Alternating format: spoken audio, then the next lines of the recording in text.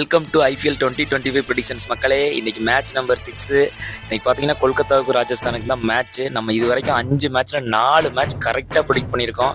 அவ்வளோ ஏன் நேற்று ஒட்டுமொத்த எக்ஸ்பர்ட்ஸு நம்ம ரவிச்சந்திரன் அஸ்வினோட ஃப்ரெண்டு பீடாக்கு அத்தனை பேருமே ஜிடி தான் ஜெயிக்கும்னு சொல்லியிருந்தாங்க. ஆனால் நம்ம சேனலில் நம்ம மட்டும்தான் கண்டிப்பாக பஞ்சாப் தான் ஜெயிக்கும்னு சொல்லியிருந்தோம். அதேபடி பஞ்சாப் தான் மேட்சை வின் பண்ணாங்க.